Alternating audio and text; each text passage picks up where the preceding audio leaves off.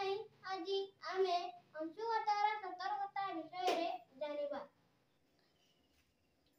ପ୍ରଥମେ ଆମେ ଅଂଶୁଘାତର ଲକ୍ଷଣ ବିଷୟରେ ଜାଣିବା।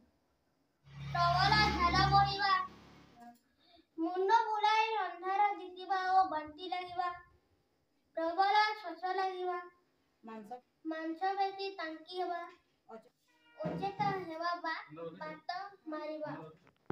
ଆମେ ଅଂଶୁଘାତର ଲକ୍ଷଣ ବିଷୟରେ ଜାଣିଲେ। ଏବେ ଆମେ ଅଂଶୁଘାତର ପୂର୍ବ ସତର୍କତା ବିଷୟରେ ଜାଣିବା। ସକାଳେ କିମ୍ବା ଉପର ବେଳାରେ ଖରା କମ୍ ଥିବା ବେଳେ ବାହାରକୁ ବାହାରିବା। ବାହାରକୁ ଯିବା ପୂର୍ବରୁ ଯଥେଷ୍ଟ ପାଣି ପିଇବା। ହାଲୁକା ରଙ୍ଗର ଢିଲା ପୋଷାକ କିମ୍ବା ଜୋତା ଓ ଟୋପି ଓ ଚଷମା ବ୍ୟବହାର କରିବା।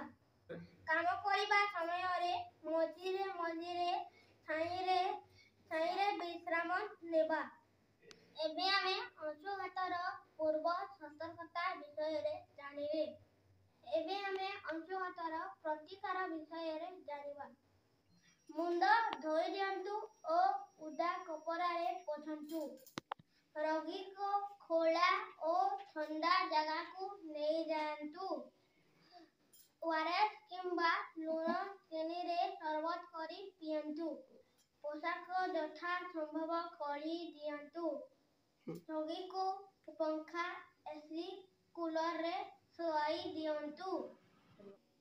ଅବସ୍ଥାରେ ଉନ୍ନତି ନ ହେଲେ ସ୍ୱାସ୍ଥ୍ୟ କର୍ମଚାରୀଙ୍କୁ ଜଣାନ୍ତୁ। ଆବଶ୍ୟକ ପଡ଼ିଲେ ଆମ୍ବୁଲାନ୍ସ ଡକାନ୍ତୁ। ଯଦି ଆପଣଙ୍କୁ ମୋର ସୂଚନା ଭଲ ଲାଗେ